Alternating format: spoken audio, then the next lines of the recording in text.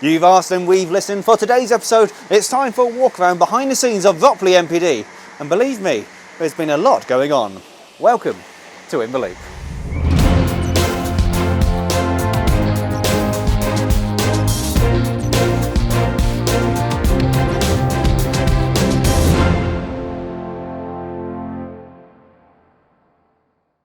Hello folks and welcome to the Watercress Line. Now, it's been a while since we've done an In the Loop episode, so by definition there must be quite a lot that's happened behind the scenes since the last time we spoke. Let's do the news.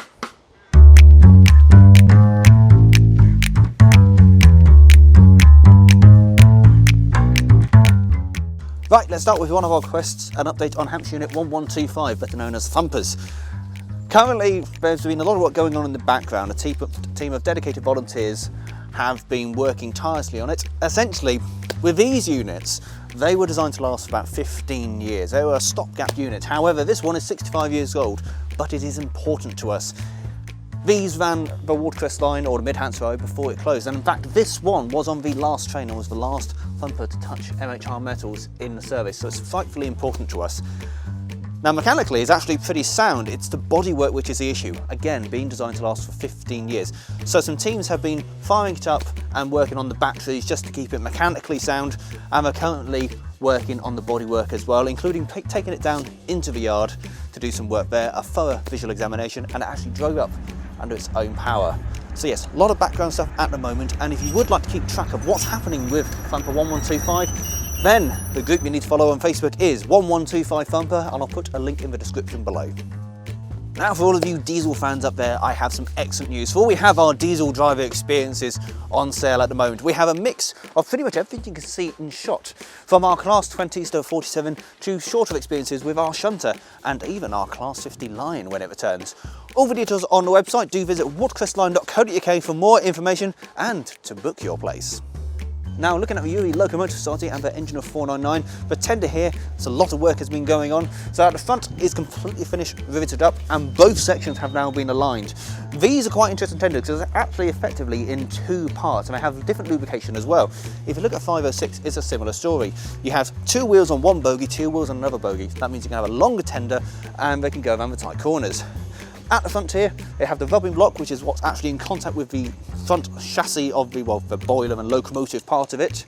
That's been test fitted in place as well, and they've been doing lots of work on the main chassis as well.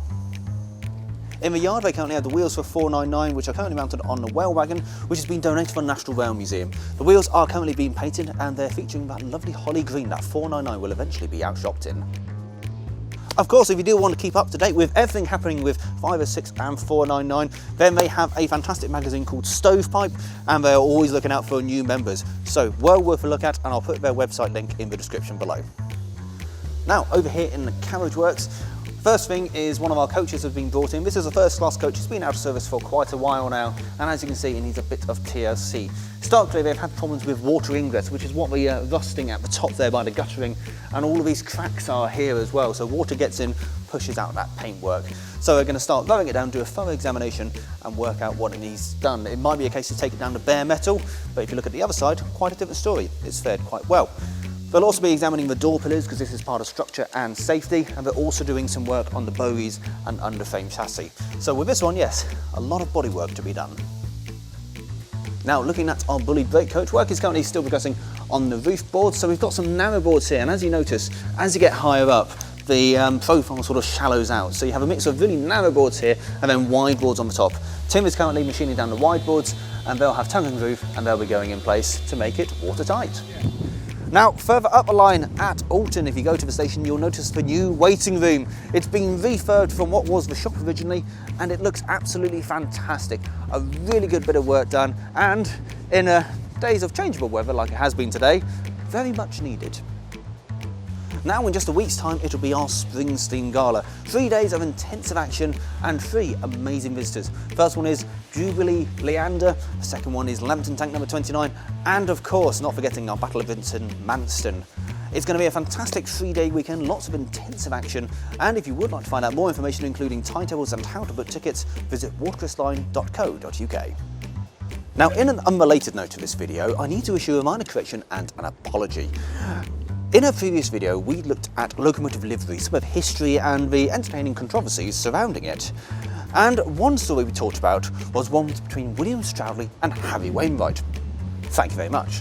And in that one, I do need to issue a minor clarification, which a few people did point out, was namely that Stroudley was long gone before Wainwright invented his green. So we couldn't really respond the other way around because he was no longer there. 10 points for everyone who spotted that, thank you for letting me know. And if anyone has any idea what I'm talking about, or sorry, should I say if anyone has no idea what I'm talking about, then this is the video you need to watch. And all you need to know is this locomotive is actually green. And if you want a really good laugh, hang around to the end credits. Now, every day here at the Watercress line, we pop on social media and see some absolutely fantastic pictures, not only of our locomotives, but our people, our station sites, and just in the countryside as well. They're always a joy to see. So this year, we are running a calendar competition for our 2025 calendar. Details of how to enter are all on our website, and we're really looking forward to sifting through some absolutely wonderful photos. The 14th of April saw the launch of our new fine dining Sunday lunch service. A special ceremony was held down at Alresford for invited guests for the first train, including a special guest, our VIP, the Commanding Officer of the Royal Wessex Yeomanry, Lieutenant Colonel Anthony Sharman. The ceremonial ribbon was cut and the guests boarded to enjoy a sumptuous three-course meal. And from a photographer's perspective, I was incredibly jealous indeed. To find out more and to book tickets, do visit watercressline.co.uk. And finally, you may have noticed in that last clip, 506 was carrying a reef. Well, unfortunately, we've learnt that our chairman, Mark Pedley, unfortunately passed away on the 12th of April after a year-long battle with cancer. Viewers and you guys may have recognised him from the episodes he's appeared in from the Urie Locomotive Society, and as a chairman, his enthusiasm and good humour brought joy to us all, and he will be missed.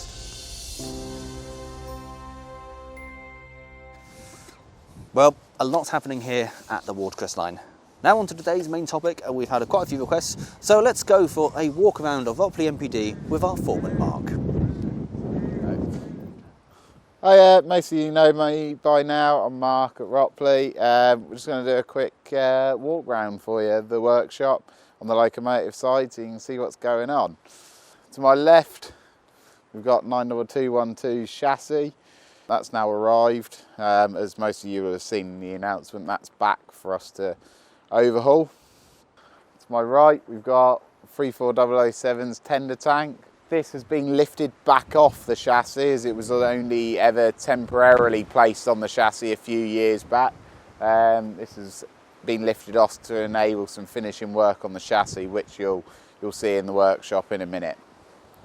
Behind me, we've got the Iverton 506. If you follow us on Ropley MPD, you'll probably know that the winter period has mainly been focusing on running fleet work and blue austerity, which you'll see in a minute. It's been a busy winter period trying to get everything sorted.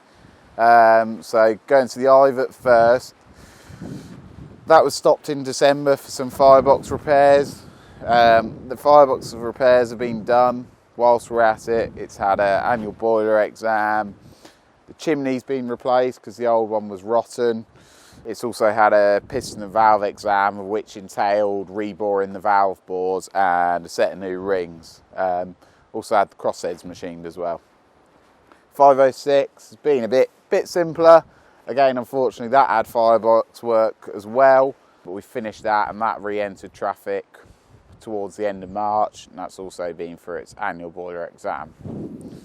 So behind me, still out in the yard, we've got the 7F.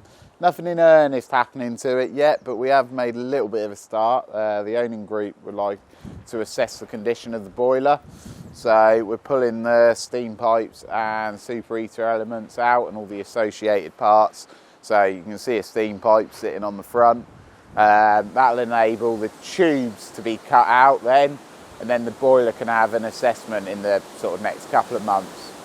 Now moving into the workshop, we've got obviously blue austerity, which has been a big focus the last few months to get that together. Middle of January we put the boiler in, I think, and just over 2 months later we were sending it on a lorry to Tyseley. So as you can imagine, that's been quite a taken quite a lot of effort to get it done in that time scale. It's just back in the workshop, having come back from Tynesy to do a few finishing off jobs.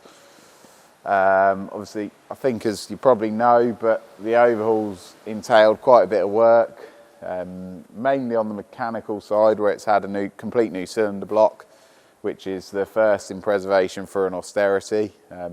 We've obviously had to develop the pattern and make sure the machining's right.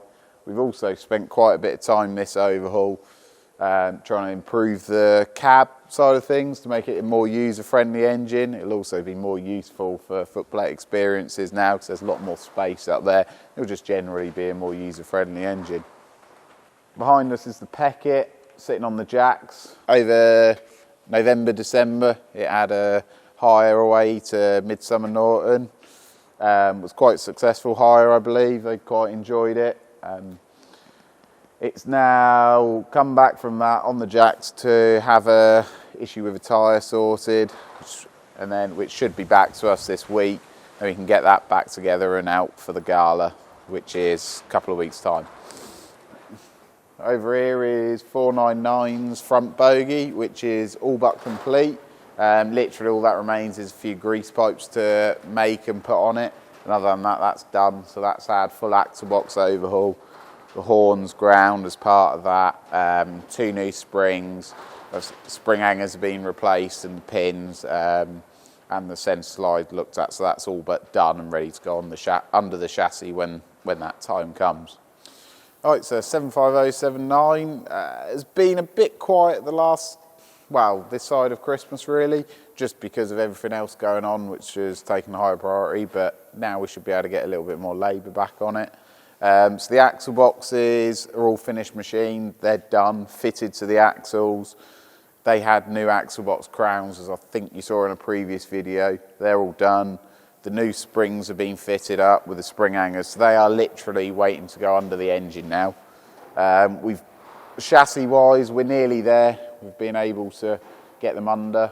As I say, we just haven't touched it for a little bit, but we've got a little bit of finished fettling to do on all the horn liners, and then the wheels can go under it in the next sort of month or so. Again, there's another side on the chassis. The coupling rod bushes have started to be machined over there, which you can see a couple tried on. Also, really good progress has been made on all the lubrication pipe work, which is again new because it was all taken off in Barry Scrapyard. Over the far side, got the tender. That's been chipping on again in the background quite well. The group have been looking at like the sieves for the sieve boxes, making all the doors for the front, the coal doors and locker doors, which it's all those little jobs that can take quite a bit of time really. All the dummy rivets are glued on it now, and as you can see, it's starting to be painted black, so it's actually really starting to look really good. So here we got the tender chassis, which is for Weybridge. Obviously you've seen the tank outside, which we've lifted off to enable work. So we've removed the springs so they can be tested.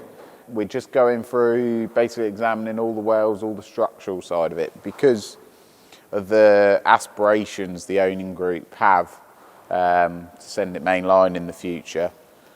We've basically we're just spending some time at the moment ensuring we've got all the paperwork together for that side of things, and which is entailed a little bit of going back over what was done before, just to make sure we can create or have got that paperwork. So that's sort of progressing.